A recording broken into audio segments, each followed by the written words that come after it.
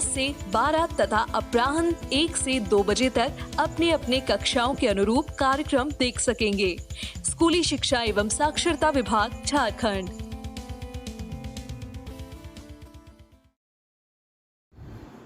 नमस्ते दोस्तों, झारखंड सरकार के DG 7 प्रोग्राम में आप सभी का स्वागत है। आज के इस वीडियो में हम दूरदर्शन के माध्यम से क्लास 10 और क्लास 12 की पढ़ाई करेंगे। तो चलिए देखते हैं कि हम आज क्या पढ़ेंगे।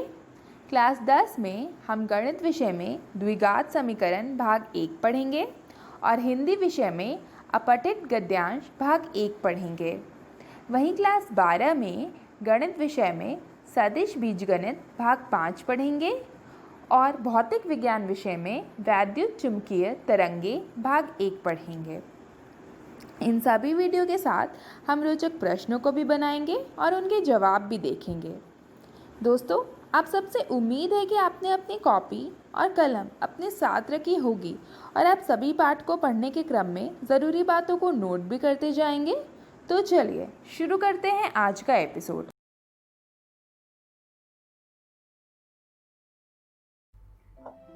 नमस्कार दोस्तों, आज हम एक नया चैप्टर शुरू करेंगे जिसका नाम है द्विघात समीकरण। ये चैप्टर आपकी NCERT गणित की किताब का चौथा अध्याय है। तो चलिए शुरू करते हैं पार्ट 1 द्विघात समीकरण का। पार्ट 1 में हम पढ़ेंगे भूमिका। चलिए शुरू करते हैं भूमिका से। पहले जान लेते हैं द्विघात का अर्थ क्या होता है तथा समीकरण का अर्थ क्या होता है, यानी कि द्विघात समीकरण से हमें क्या समझ आता है। उसके लिए इस बहुपद को देखिए, x वर्ग प्लस 43x माइनस 7। अब आप इसको ध्यान से देखेंगे तो हमें यहाँ पर दिख रहा है कि इस बहुपद की घात 2 है, यानी कि सबसे बड़ी पावर जो है इसकी वो 2 है। तो इसीलिए हम इसको द्विघात कहते हैं। तथा क्योंकि बराबर में 0 है इसलिए हम इसको समीकरण कहते हैं। यानी कोई बहुपद जिसकी घात 2 हो तथा जिसके बराबर में 0 हो या कोई भी संख्या हो, यानी कि जिसके बीच में बराबर का साइन आता हो, इसको हम कहते हैं द्विघात समीकरण। यानी कि इसमें कुछ लेफ्ट हैंड साइड यानी दायां पक्ष होगा और राइट हैंड साइड यानी कि बायां पक्ष होगा। तो आशा है आपको द्विघात समीकरण का अर्थ समझ आया होगा। ये 2 चीजें बहुत इंपॉर्टेंट है इसके लिए, घात 2 होना तथा बराबर का साइन होना। अब देखते हैं परिभाषा। आपने विभिन्न प्रकार के बहुपदों का अध्ययन किया है। उदाहरणार्थ रैखिक बहुपद कौन से होते हैं, जैसे 2x plus 1 minus 4x plus 6, यानी कि वो बहुपद जिसकी घात 1 हो। इसी के साथ द्विघात यानी कि जिसकी घात 2 हो, जैसे कि x वर्ग प्लस 43x माइनस 7, 2 गुने में x वर्ग माइनस 3x प्लस 1। त्रिघात यानी कि जिसकी घात 3 हो, जैसे एग्जाम्पल है x घन प्लस x वर्ग माइनस 5x। दूसरा एग्जाम्पल है x घन माइनस x वर्ग प्लस 3x माइनस 11 इत्यादि।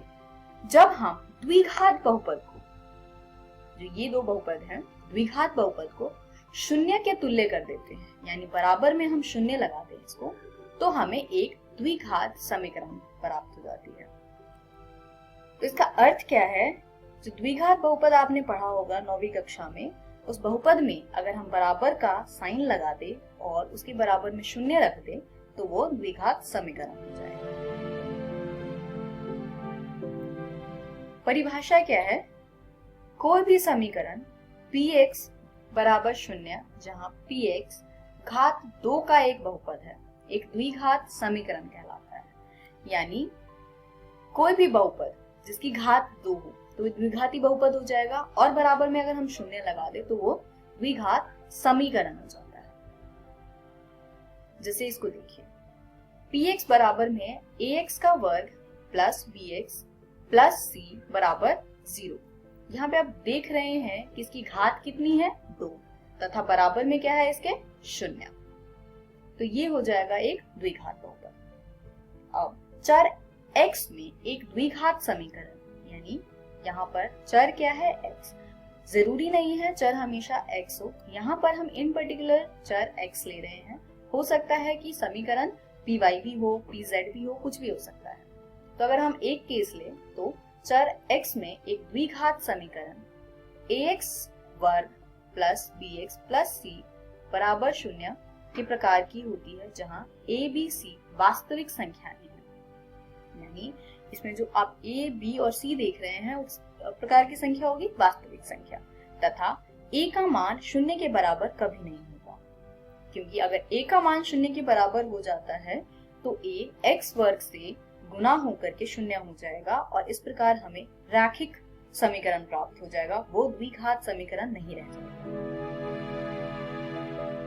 जिसे उदाहरण देखते हैं, 2 गुने में x का वर्ग प्लस x माइनस 16 बराबर 0, 1 माइनस x स्क्वायर यानी x का वर्ग प्लस 300 बराबर 0, 2 गुने x का वर्ग माइनस 3x यानी कि माइनस 3x प्लस 1 बराबर 0। तो ये है द्विघात बहुपद के एग्जाम्पल। इसमें है क्या मेन चीज, एक तो ये कि x स्क्वायर के साथ जो गुणांक है a वो कभी भी 0 के बराबर नहीं होगा, साथ ही जो वेरिएबल है, चर है, यहाँ पर उसकी घात कितनी होगी 2। अब यहाँ देख रहे होंगे पहले में 2 गुने में x स्क्वायर, फिर x है, फिर 16 है, दूसरे वाले में पहले 1 है, फिर x का वर्ग है।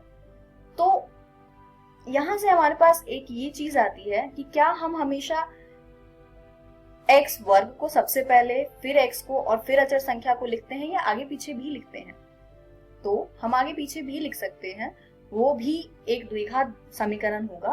पर जब हम इसको इस प्रकार से लिखते हैं, यानी कि सबसे पहले वर्ग वाली संख्या, फिर उसके बाद जिसके पावर 1 है और उसके बाद अचर संख्या, यानी x वर्ग सबसे पहले, फिर x, फिर उसके बाद अचर संख्या, तो इसको कहते हैं समीकरण का मानक रूप। समीकरण के मानक रूप की परिभाषा क्या है, जब हम px बराबर 0 के पद घातों के घटते क्रम में लिखते हैं, घात जो सबसे पहले 2, फिर 1, फिर 0 इस क्रम में लिखते हैं, तो हमें समीकरण का मानक रूप प्राप्त होता है, अर्थात ax का वर्ग प्लस bx प्लस c बराबर 0, जहां a 0 के बराबर नहीं है। तो इसको हम मानक रूप कहते हैं। और इसके अलावा अगर हम इसको आगे पीछे लिखें तो वो समीकरण तो रहेगा, पर वो उसका मानक रूप नहीं होगा। तो चलिए उदाहरण देखते हैं। जांच कीजिए कि निम्न द्विघात समीकरण है या नहीं। तो हमें ये बताना है कि नीचे दी हुई जो समीकरण है, क्या ये द्विघात समीकरण है या नहीं है। इसके लिए हम इसको हल करेंगे, फिर देखेंगे। पहला उदाहरण है x माइनस 2 का वर्ग प्लस 1 बराबर 2 गुने x माइनस 3। दूसरा एग्जाम्पल है x गुने में x प्लस 1 यानी x प्लस 1 प्लस 8 बराबर x प्लस 2 गुने में x माइनस 2। तो इसको हम हल करेंगे। करते हैं पहला क्वेश्चन। बायां पक्ष यानी लेफ्ट हैंड साइड क्या है, x माइनस 2 का वर्ग प्लस 1।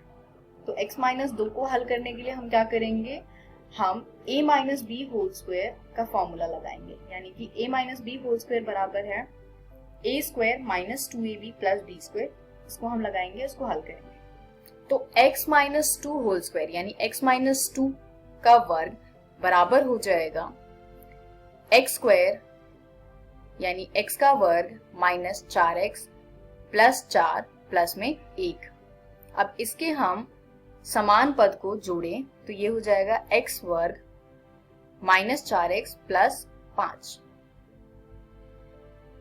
इसलिए हम x माइनस 2 वर्ग प्लस 1 बराबर 2 गुने में x माइनस 3 को x वर्ग माइनस 4x प्लस 5 बराबर 2 गुने x माइनस 3 लिख सकते हैं। अब हम इसमें समान पद को साथ में जोड़े और घटाएं तो ये आ जाएगा x वर्ग माइनस 6x प्लस 8 बराबर 0। तो अब इसको आगे हल नहीं किया जा सकता है, यानी आगे हम इसको जोड़ घटा करके हल नहीं कर सकते। तो अब आप इसको ध्यान से देखिए, यहाँ पे हमें दिख रहा है कि x की घात क्या है 2, तथा यहाँ पर बराबर की भी साइन है, यानी ये है ax वर्ग प्लस bx प्लस c बराबर 0 के प्रकार का। इसलिए हम कहेंगे कि दिया गया समीकरण एक द्विघात समीकरण है। चलिए अगला उदाहरण देखते हैं। अगले को अगर हम हल करें तो लेफ्ट हैंड साइड पर क्या है, x गुने में x प्लस 1 प्लस में 8। अब बाहर वाले x से अगर हम x प्लस 1 को गुना करें तो ये आ जाएगा x वर्ग प्लस x प्लस 8। इस तरीके से राइट हैंड साइड वाले को हल करते हैं। राइट हैंड साइड पर क्या था, x प्लस 2 गुने में x माइनस 2। तो यहाँ पर a प्लस बी और a माइनस बी का सूत्र लगा सकते हैं हम। a प्लस बी और a माइनस बी क्या होता है, a का वर्ग माइनस b का वर्ग। ये आ जाएगा x का वर्ग माइनस 2 का वर्ग यानी कि 4। अब लेफ्ट हैंड साइड बराबर है राइट हैंड साइड के, यानी बायां पक्ष बराबर है दायां पक्ष के।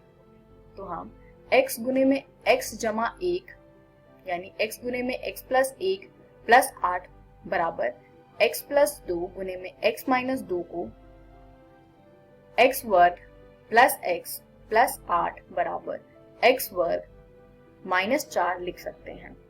अब अगेन हम इसको आगे हल करें तो अब देख रहे हैं बाएं पक्ष में x का वर्ग है और दाएं पक्ष में भी x का वर्ग है, ये आपस में कट जाएंगे, क्योंकि दूसरी तरफ अगर हम x वर्ग को लेके जाते हैं तो पहले वाले x वर्ग से घट करके 0 के बराबर हो जाएगा। तो हमारे पास बच गया x प्लस 12 बराबर 0।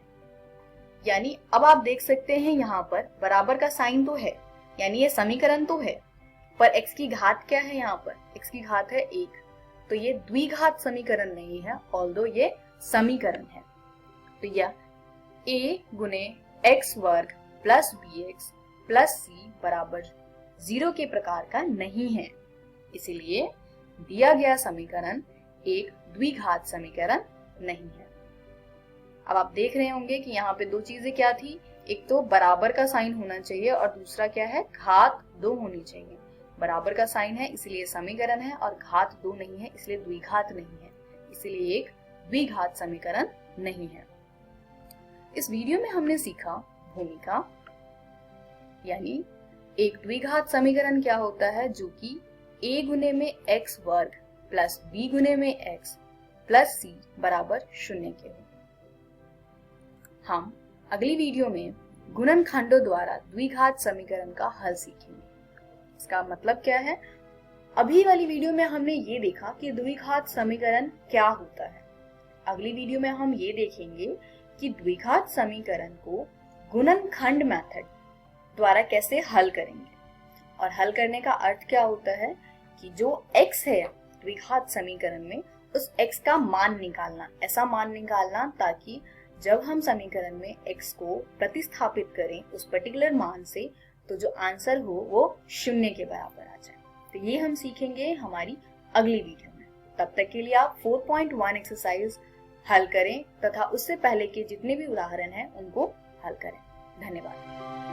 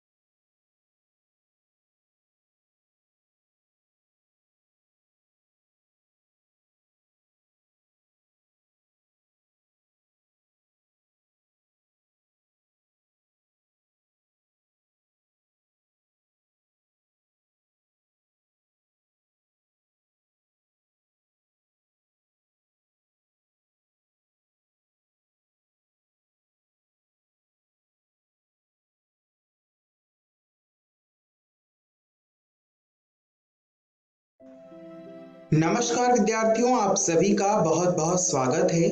आज हम हिंदी के अपठित बोध पर आधारित अपठित गद्यांश को किस प्रकार हल करेंगे, इस पर चर्चा करने वाले हैं।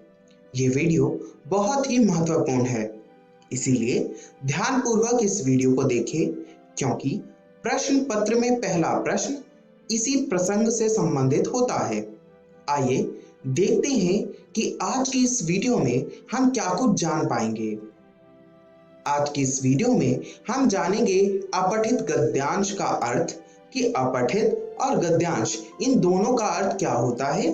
इसके बाद हम प्रश्नों के प्रकार और उसे हल करने की प्रक्रिया पर चर्चा करेंगे।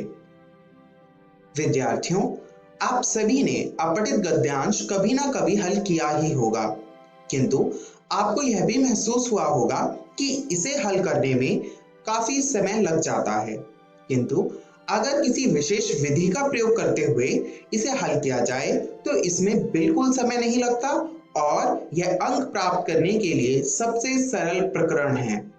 आइए जानते हैं कि आज की इस वीडियो में हम क्या कुछ विशेष जानने वाले हैं। विद्यार्थियों, सबसे पहले यह जानते हैं कि अपठित गद्यांश हमसे पूछा क्यों जाता है। दरअसल भाषा के कुछ कौशल होते हैं, यानी लैंग्वेज स्किल होती हैं।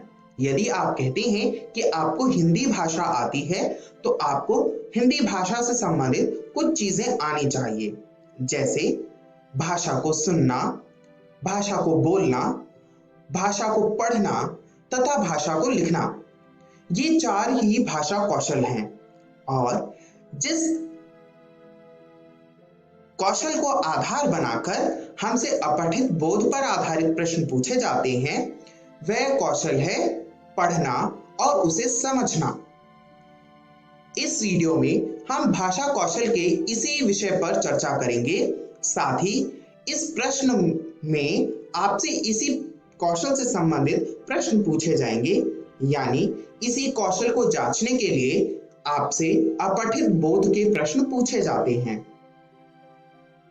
अब विद्यार्थियों, हम बहुत बार अपठित शब्द का प्रयोग कर चुके हैं।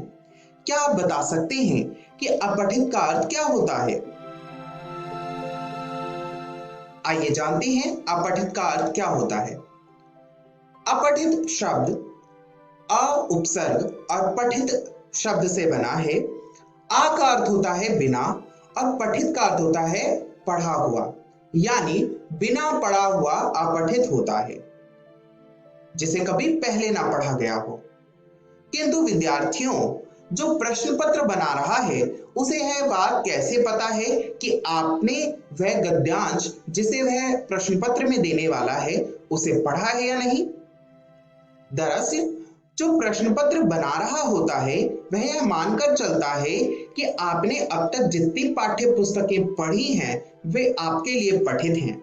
उसके अलावा जो कुछ निबंध, समाचार पत्रों में छपने वाले आर्टिकल और अन्य किसी पुस्तक में छपने वाले प्रसंग, घटनाएं, कहानियां, लेख इत्यादि आपके लिए अपठित हैं।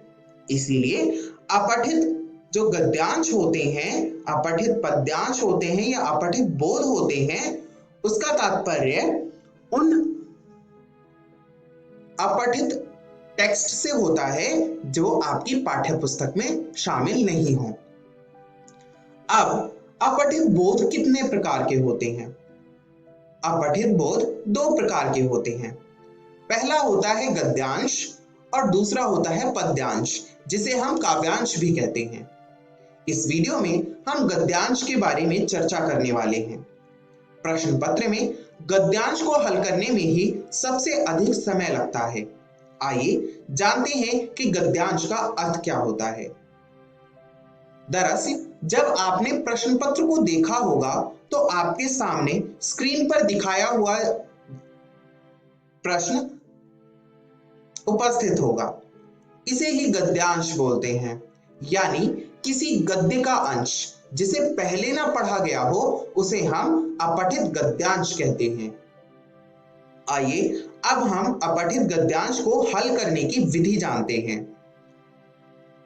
अपठित गद्यांश वाले प्रश्न में करना क्या होता है? दरअसल अपठित गद्यांश का प्रश्न जो है वह कुछ इस प्रकार होता है कि निम्नलिखित गद्यांश को पढ़कर पूछे गए प्रश्नों के उत्तर दीजिए और फिर आपको एक गद्यांश दे दिया जाता है।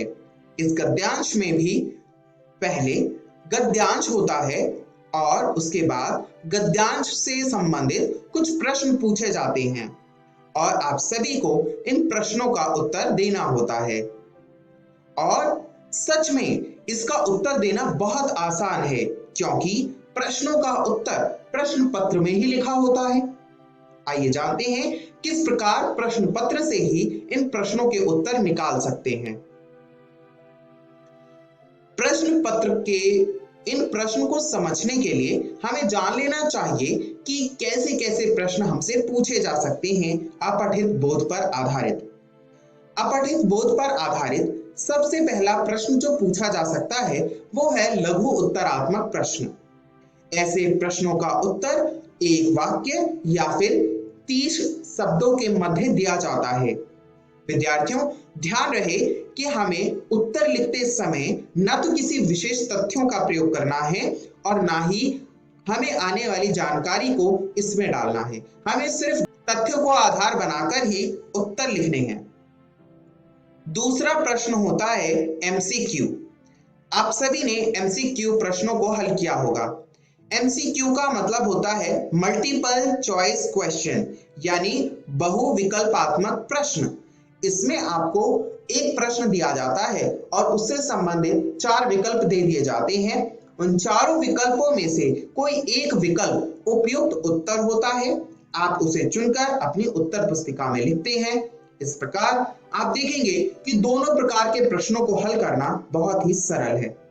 तो आइए जानते हैं अपठित गद्यांश हल कैसे करें। अपठित गद्यांश को हल करने से पहले हमें कुछ चरणों को ध्यान में रखना चाहिए। पहला चरण है कि अपठित गद्यांश को पढ़ने से पहले गद्यांश पर आधारित प्रश्नों को पढ़ लें और समझ लें कि आपको किस किस प्रकार के तथ्यों की आवश्यकता होगी। उसके बाद उन प्रश्नों को ध्यान में रखकर गद्यांश को पढ़ें और पढ़ते हुए गद्यांश के महत्वपूर्ण स्थलों को रेखांकित कर लें।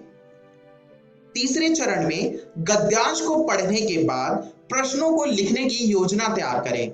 यानी जब आप गद्यांश में महत्वपूर्ण स्थलों को रेखांकित कर चुके हैं, इसके बाद आप प्रश्नों को पढ़ें और उत्तर लिखने की योजना तैयार करें और सावधानी पूर्वक उत्तर लिखें। अब सावधानी किस प्रकार की बरतनी चाहिए, आइए जानते हैं। उत्तर लिखते समय हमें कुछ सावधानियों को ध्यान में रखना चाहिए। पहला यह कि प्रश्नों और गद्यांशों को ध्यानपूर्वक पढ़ना चाहिए। उत्तर अपने शब्दों में लिखना चाहिए, ना कि गद्यांश के अंश को उठाकर ही उत्तर बना देना चाहिए, वह गलत होगा। गद्यांश के वाक्यों को ज्यों का त्यों नहीं लिखना चाहिए और गद्यांश को हल करते समय का ध्यान रखना चाहिए, यानी अधिक समय बर्बाद नहीं करना चाहिए। 2-4 बार गद्यांश अगर आप पढ़ रहे हैं तो उस पे आपका अधिक समय लगेगा। इसीलिए आपको ऐसी विधि सोचनी चाहिए जिसमें आपका समय कम लगे। आइए जानते हैं कि आज की इस वीडियो में हमने क्या सीखा। विद्यार्थियों, हमने जाना कि अपठित गद्यांश का अर्थ क्या होता है। अपठित गद्यांश वे गद्यांश होते हैं जिसे पहले कभी न पढ़ा गया हो और वह हमारे पाठ्य पुस्तक पर आधारित नहीं होता। दूसरा, हमने जाना कि अपठित गद्यांश को कैसे हल किया जा सकता है। अपठित गद्यांश में किस प्रकार के प्रश्न पूछे जाएंगे और उसको हल करने के लिए हमें कौन कौन से स्टेप्स या चरण को फॉलो करना है, यह हमने जाना कि पहले हम प्रश्नों को पढ़ेंगे, फिर गद्यांश को पढ़ते हुए रेखांकित करेंगे और फिर प्रश्नों की योजना तैयार करके सावधानी पूर्वक उत्तर लिखेंगे। इसके बाद हमने जाना कि अपठित गद्यांश को हल करते समय कौन कौन सी सावधानी बरतनी चाहिए। यानी अपठित गद्यांश में हमें अधिक समय बर्बाद नहीं करना चाहिए। गद्यांश को हल करते समय गद्यांश के वाक्यों को ज्यों का त्यों उत्तर के रूप में प्रयोग नहीं करना चाहिए। और हमने यह जाना कि उत्तर स्पष्ट और सरलता पूर्वक व्यक्त हो जाने वाला होना चाहिए। विद्यार्थियों, मुझे आशा है कि आपने अपठित गद्यांश के विषय में बहुत सी जानकारी एकत्र कर ली होगी। आप घर जाकर गद्यांशों को हल करने का प्रयास कीजिए। अगली वीडियो में हम गद्यांशों को हल करके देखेंगे कि किस प्रकार गद्यांशों को सरलतापूर्वक हल कर सकते हैं।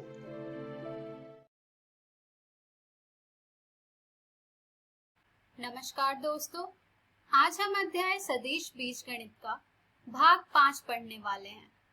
हमने हमारे पिछली वीडियो में पढ़ा था दो बिंदुओं को मिलाने वाला सदिश तथा खंड सूत्र के बारे में। आइए देखते हैं कि आज के इस वीडियो में हम क्या पढ़ेंगे। तो दोस्तों, आज के इस वीडियो में हम जानेंगे दो सदिशों का गुणनफल।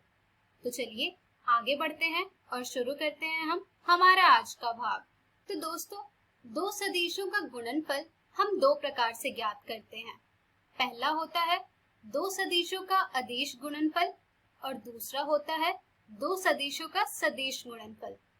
आज के इस वीडियो में हम सीखेंगे दो सदिशों का अदिश गुणनफल। तो चलिए आगे बढ़ते हैं और सीखते हैं कि किस प्रकार से हम दो सदिशों का अदिश गुणनफल ज्ञात करते हैं। तो दोस्तों, दो सदिशों का अदिश गुणनफल ज्ञात करने के लिए जैसे कि आप सब जानते हैं, सबसे पहले हम दो शून्येतर सदिशों को लेंगे। मान लीजिए हमने शून्येतर सदिश a तथा b को लिया है। इन दोनों का अदिश गुणनफल हम कुछ इस प्रकार से निर्दिष्ट करते हैं, जो कि होता है मॉड a सदिश मॉड b सदिश cos थीटा के रूप में। ये है हमारे दो सदिश। इन दोनों सदिश के बीच में जो कोण बन रहा है वो होता है थीटा। यानी कि ये जो हम अदिश गुणनफल कह रहे हैं, ये है हमारा स्केलर डॉट प्रोडक्ट।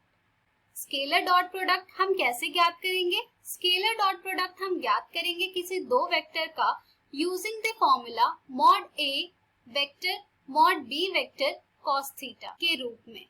तो दोस्तों, यहाँ पर जो थीटा है वो हमारे दोनों वेक्टर के बीच का कोण है, जो कि 0 से लेकर पाई तक के बीच में होगा। अगर हमारा एक वेक्टर तथा दूसरा वेक्टर 0 हो जाता है तो हमारा थीटा परिभाषित नहीं होगा और इस स्थिति में हमारा जो डॉट प्रोडक्ट होगा दोनों वेक्टर का वो 0 से परिभाषित होगा। तो दोस्तों, ये थी कुछ बेसिक अर्थात आधारभूत जानकारी डॉट प्रोडक्ट के बारे में। तो एक बार फिर से इसे रिकॉल करते हैं। जब आपको किसी दो वेक्टर का स्केलर डॉट प्रोडक्ट अर्थात अदिश गुणनफल ज्ञात करने को कहा जाए तो वो आप ज्ञात करेंगे मॉड पहला वेक्टर मॉड दूसरा वेक्टर cos थीटा से। आइए अब इनके कुछ डिटेल्ड रिजल्ट देखते हैं। तो दोस्तों, हमारा जो यहाँ पर सबसे महत्वपूर्ण बिंदु है जो कि हमने इससे प्राप्त किया है इनके डॉट प्रोडक्ट से, वो है कि a डॉट b एक वास्तविक संख्या है। तो जैसा कि आप सब जानते हैं, मॉड a अगर है तो वो एक वास्तविक संख्या ही होगी। मॉड b जब आप ज्ञात करेंगे तो वो भी एक वास्तविक संख्या होगी और जो cos थीटा आएगा हमारा वो भी एक वास्तविक संख्या होगी। तो यहाँ से हम ये कह सकते हैं कि vector a dot vector b जब आप ज्ञात करेंगे तो वो भी एक वास्तविक संख्या ही होगी। यहाँ से हमें एक और गुणधर्म प्राप्त होता है, जो कि है कि हमारा जो अदिश गुणनफल होता है वो क्रम विनिमय होता है अर्थात क्यूमुलेटिव होता है, जिसका कि अर्थ है कि जब आप मान लीजिए हमने कोई दो वेक्टर लिया है, वेक्टर a और वेक्टर b, तो जब आप इनका डॉट प्रोडक्ट ज्ञात करेंगे अर्थात अदिश गुणनफल ज्ञात करेंगे तो वो आपको उतना ही मिलेगा जितना कि आप जब डॉट प्रोडक्ट ज्ञात करेंगे b तथा a वेक्टर का।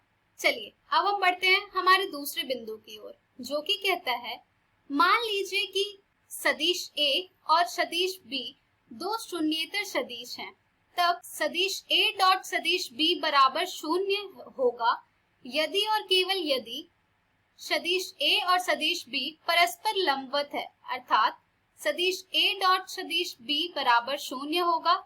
तब इसका केवल एक कारण होगा कि हमारा जो सदिश a है वो परपेंडिकुलर है सदिश b के। क्योंकि पहला कारण है कि a या b इन दोनों में से कोई भी वेक्टर आपका शून्य होगा। दूसरा कारण है कि जो आपका cos थीटा होगा वो 90 डिग्री होगा, और अगर आपका थीटा 90 डिग्री होगा इसका मतलब है कि दोनों वेक्टर परपेंडिकुलर है एक दूसरे पर। चलिए अब हम बढ़ते हैं हमारे अगले रिजल्ट की ओर, जो कि है यदि थीटा शून्य है तब सदिश a डॉट सदिश b बराबर होगा मॉड सदिश a मॉड सदिश b के। इसी प्रकार से एक और रिजल्ट आपके सामने आएगा। जब आप सदिश a डॉट सदिश a करेंगे तो यहाँ से आपको प्राप्त होगा ये मॉड सदिश a स्क्वायर के, क्योंकि इस स्थिति में हमारा जो थीटा है वो शून्य है। इसी प्रकार से हमारा एक और रिजल्ट है कि यदि अगर थीटा पाई है तब हमारा जो दोनों सदिश का डॉट प्रोडक्ट आता है वो आएगा हमारा घटा mod a mod b vector के। तो यहाँ से आपको एक और रिजल्ट प्राप्त होगा। अगर आप दो सदिश का डॉट प्रोडक्ट ज्ञात करते हैं तो सदिश a डॉट सदिश घटा a की, तो वो आपको प्राप्त होगा घटा मॉड a सदिश का स्क्वायर।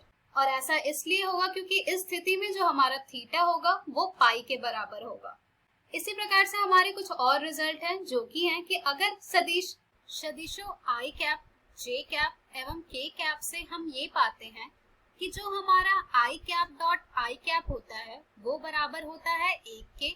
इसी प्रकार से जो हमारा j cap dot j cap होता है वो भी बराबर होता है 1 के, तथा k cap dot k cap भी बराबर होता है 1 के।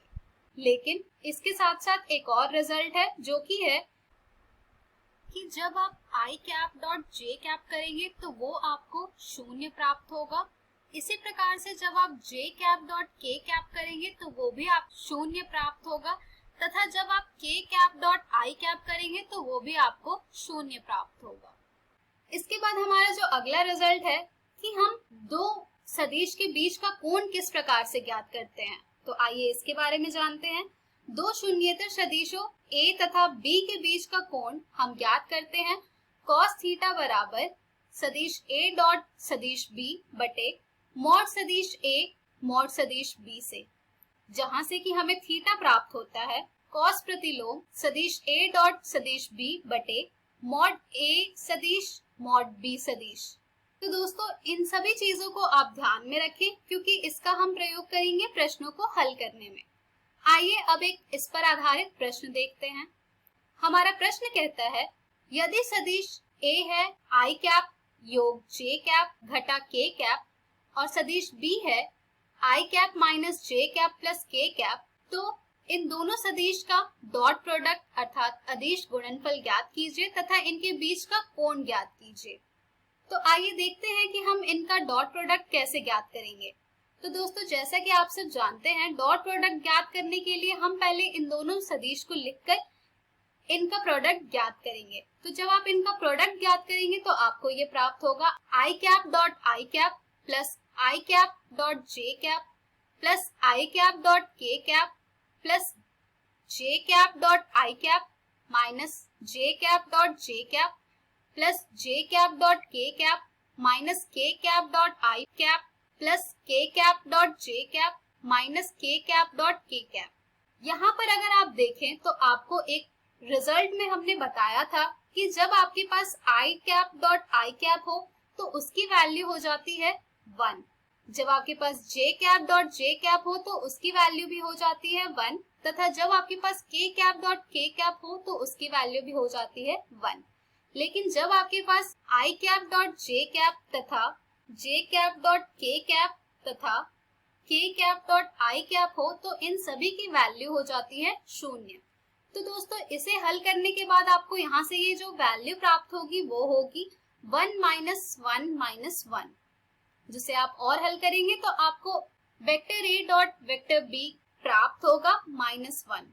अर्थात डॉट प्रोडक्ट फाइंड करने का सिंपल एक और वे है जिसमें कि आप सीधे जो स्केल कंपोनेंट है दिए गए आपके वेक्टर का उसे मल्टीप्लाई करके फाइंड कर सकते हैं। अब इस प्रश्न का एक भाग आपने कंप्लीट कर लिया है, जो कि है इनका डॉट प्रोडक्ट ज्ञात करना। चलिए अब हम ज्ञात करते हैं इनके बीच का कोण। तो इनके बीच का कोण ज्ञात करने के लिए हमारे पास जो सूत्र है वो है cos थीटा बराबर इन दोनों सदिश का डॉट प्रोडक्ट बटे मॉड ए सदिश मॉड बी सदिश, जहां पर जब आप इन सब की वैल्यू पुट करेंगे तो आपको ये प्राप्त होगा घटा 1/3। यहाँ से आपको थीटा की वैल्यू प्राप्त होगी कॉस प्रतिलोम घटा 1/3। तो देखा आपने दोस्तों कि किस प्रकार से इन सभी रिजल्ट्स को जो अभी आपने देखा उसका आप यूज करते हैं क्वेश्चंस को सॉल्व करने में तथा डॉट प्रोडक्ट को आसानी से ज्ञात करके उनके बीच का कोण ज्ञात करने में। चलिए अब हम बढ़ते हैं आगे और देखते हैं कुछ इनके महत्वपूर्ण गुणधर्म। तो दोस्तों अदिश गुणनफल के दो महत्वपूर्ण गुणधर्म हैं। पहला है, मान लीजिए सदिश ए, सदिश बी और सदिश सी तीन सदिश हैं, तब सदिश ए डॉट सदिश बी योग सदिश सी बराबर होगा सदिश ए डॉट सदिश बी योग सदिश ए डॉट सदिश सी के। ये आपका डिस्ट्रीब्यूटिव लॉ है जो कि आपने अलजेब्रा में बहुत पढ़ा होगा और इसे यूज भी किया होगा। तो ये यहाँ पर scalar product of two vector को फाइंड करने में भी ट्रू है। आइए एक और गुणधर्म देखते हैं जो कि कहता है, मान लीजिए सदिश ए और सदिश बी दो सदिश हैं और लेम्डा एक अदिश है। तो ऐसे केस में या तो आप लेम्डा को सदिश ए के साथ लेकर उसका डॉट प्रोडक्ट ज्ञात करिए सदिश बी से, तो वो भी आपको उतना ही प्राप्त होगा जितना कि आप लेम्डा को लेकर सदिश बी के साथ और फिर उसका डॉट प्रोडक्ट ज्ञात करेंगे सदिश ए के साथ, या फिर आप लेम्डा को बाहर रखकर सदिश ए और सदिश बी का डॉट प्रोडक्ट ज्ञात करेंगे तो भी वो उतना ही मिलेगा आपको। तो दोस्तों ये कुछ गुणधर्म हैं अदिश गुणनफल के। चलिए दोस्तों अब हम बढ़ते हैं हमारे अगले टॉपिक की ओर जो कि है एक सदिश का किसी रेखा पर सात प्रक्षेप, जिसे इंग्लिश में हम कहते हैं projection of a vector on a line. तो आइए समझते हैं projection of a vector on a line को। तो दोस्तों सपोज हमारे पास कोई एक लाइन है L जिसे हमने वेक्टर B लिया है, और ये कोई वेक्टर है वेक्टर A जिसे हमने AB वेक्टर लिया है। तो दोस्तों यहाँ पर क्या ये जो हमने वेक्टर लिया है इसका प्रोजेक्शन यहाँ हमारे लाइन L पर क्या आएगा? प्रोजेक्शन जैसा कि आप सब जानते हैं जो कि होता है जब पैरेलल लाइट रेज इस पे पड़ रही हो, तो जब इस पे पैरेलल लाइट रेज पड़ रही होंगी तो वेक्टर AB का क्या प्रोजेक्शन आएगा यहाँ पर, आइए इसे जानते हैं।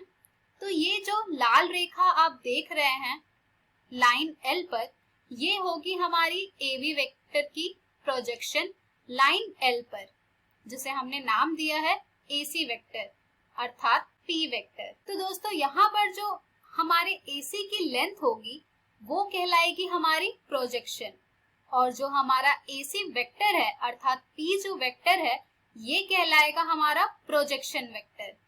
तो दोस्तों फिजिक्स में आपने पढ़ा होगा कि किस तरह से हम AC की लेंथ फाइंड करेंगे। तो दोस्तों AC की लेंथ फाइंड करने का जो फॉर्मूला है वो है हमारा mod of AB vector into cos theta, और साथ ही प्रोजेक्शन वेक्टर फाइंड करने का जो फॉर्मूला है वो है कि हमारा जो वेक्टर A है उसका मॉड लेकर उसे cos थीटा से मल्टीप्लाई कर देना, थीटा जो कि हमारे इन दोनों वेक्टर के बीच का एंगल होगा। तो दोस्तों AB वेक्टर का L पर प्रक्षेप एक सदिश P वेक्टर है जिसका परिमाण mod AB vector cos theta है।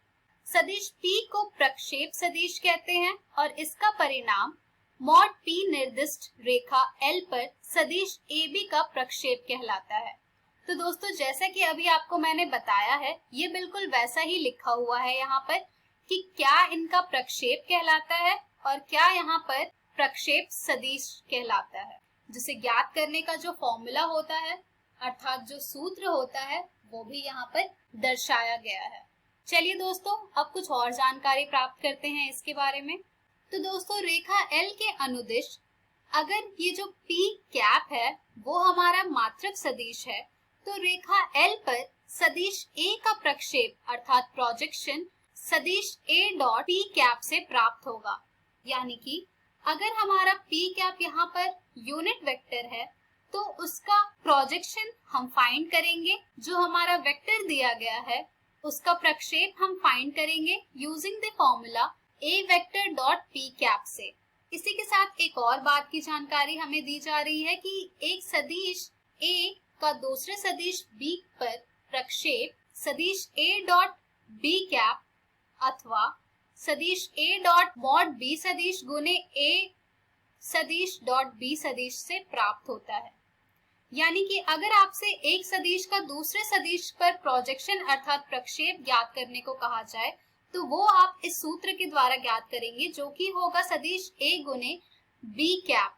B कैप जैसा कि आप सब जानते हैं ये होगा आपका एक यूनिट वेक्टर।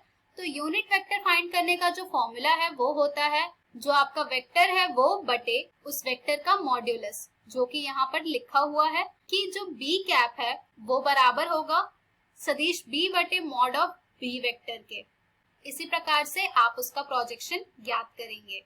आइए अब इनके कोण के बारे में जानते हैं।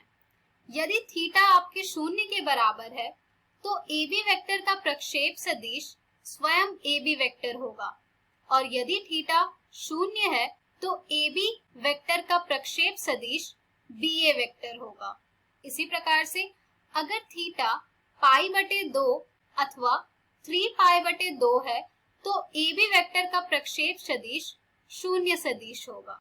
तो दोस्तों इसी के साथ projection of a vector on a line हमारा समाप्त होता है। इस पर आधारित बहुत से प्रश्न आपको आपकी NCERT पुस्तक में मिल जाएंगे जिन्हें आप जरूर हल कीजिएगा। तो दोस्तों आज के इस वीडियो में हमने सीखा दो सदिशों का गुणनफल। हम हमारी अगली वीडियो में जानेंगे दो सदिशों का सदिश गुणनफल। धन्यवाद।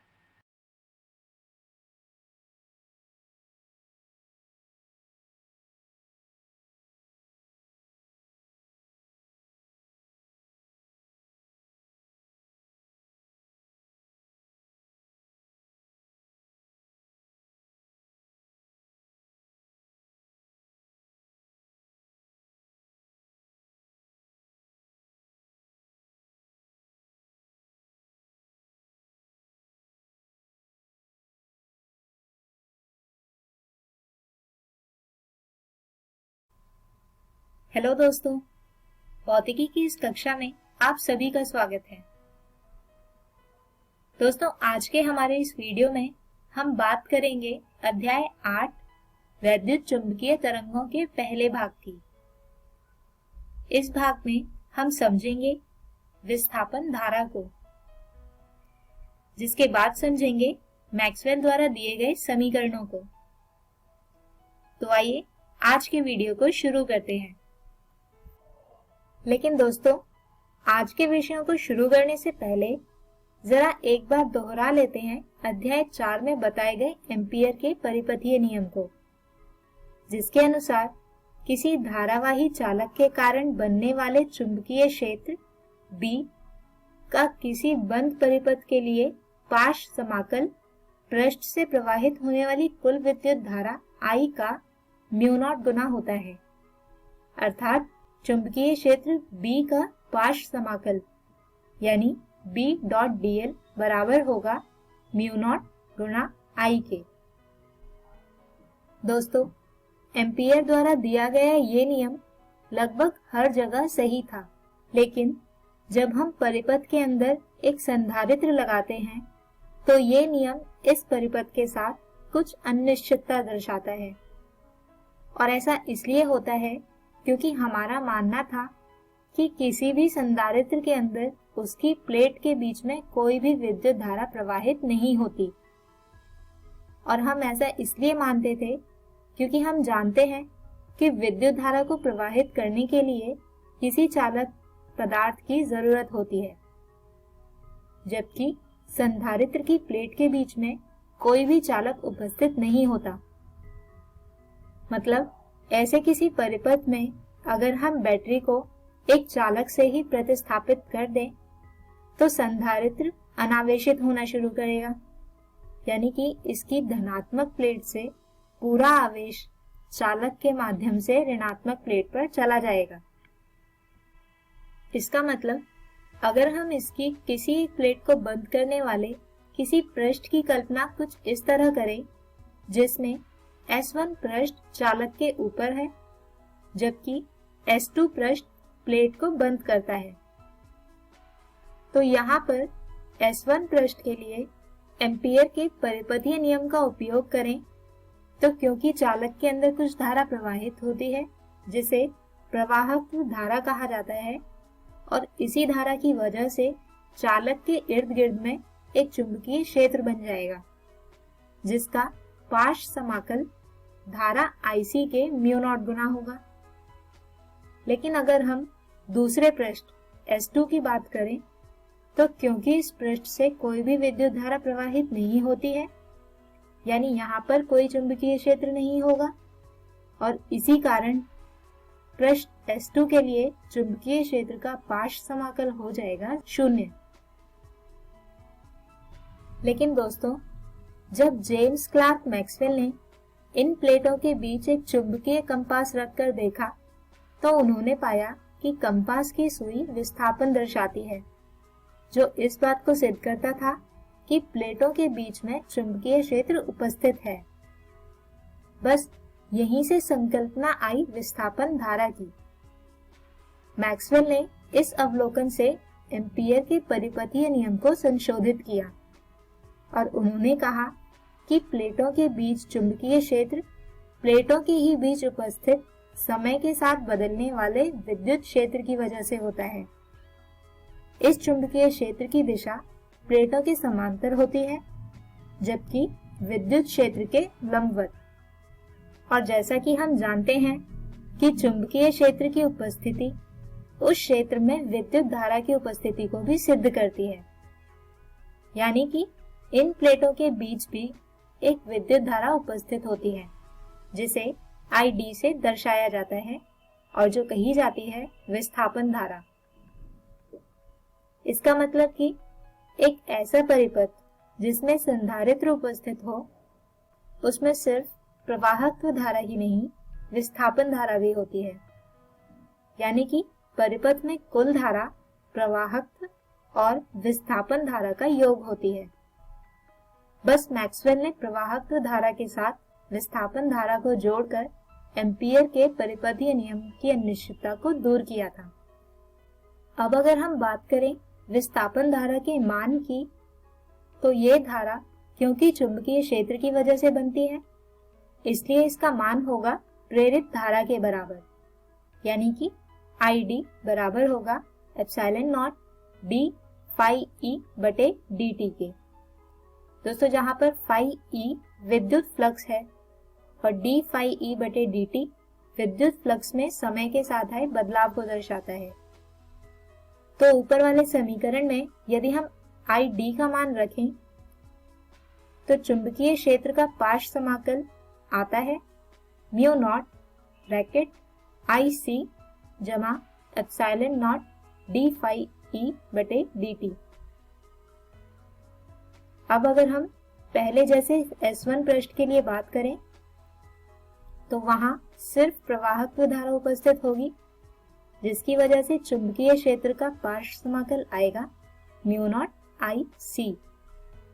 और अगर हम पृष्ठ S2 की बात करें, तो वहां सिर्फ विस्थापन धारा उपस्थित होगी, जिसकी वजह से चुंबकीय क्षेत्र का पार्श्व समाकल आएगा म्यू नॉट ID। आइए अब बात करते हैं मैक्सवेल के समीकरण की।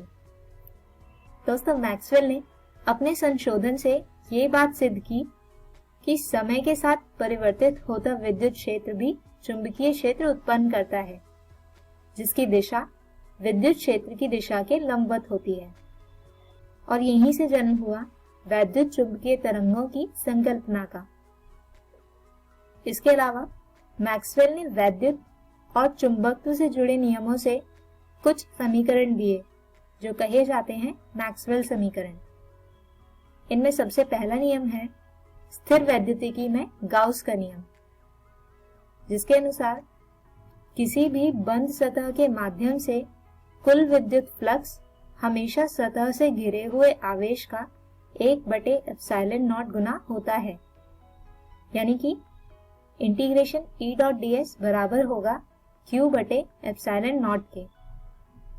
जबकि दूसरा नियम है चुंबकत्व में गाउस का नियम, जिसके अनुसार किसी भी बंद सतह से प्रवाहित होने वाला चुंबकीय फ्लक्स हमेशा शून्य होता है, यानी इंटीग्रेशन B.ds बराबर होता है 0।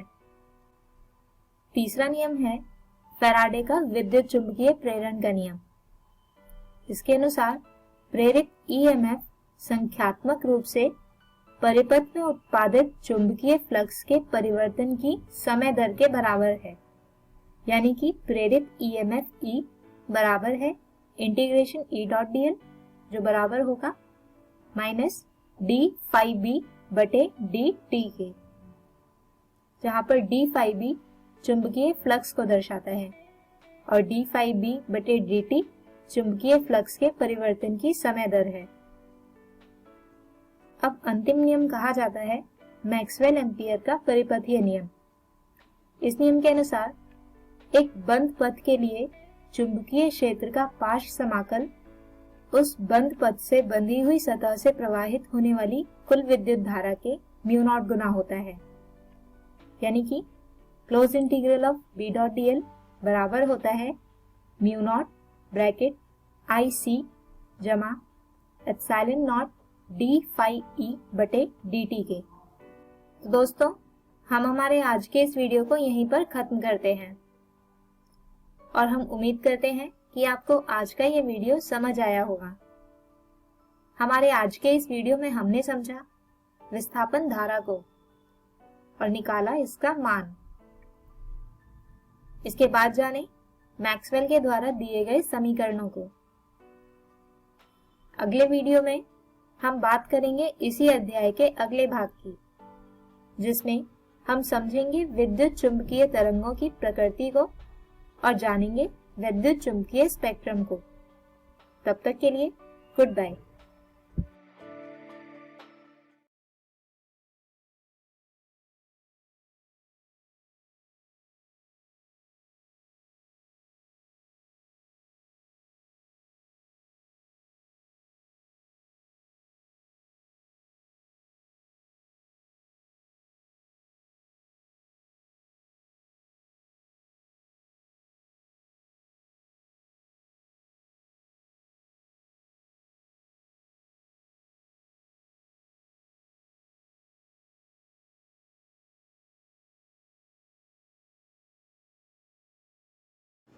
हेलो दोस्तों, आशा है आप सबको आज पाठ पढ़ के बहुत मज़ा आया होगा। तो चलिए देखते हैं कि आज हमने क्या पढ़ा। आज क्लास 10 में हमने गणित विषय में द्विघात समीकरण भाग 1 पढ़ा और हिंदी विषय में अपठित गद्यांश भाग 1 पढ़ा। वहीं क्लास 12 में गणित विषय में सदिश बीजगणित भाग 5 पढ़ा और भौतिक विज्ञान विषय में वैद्युत चुंबकीय तरंगे भाग 1 पढ़ा।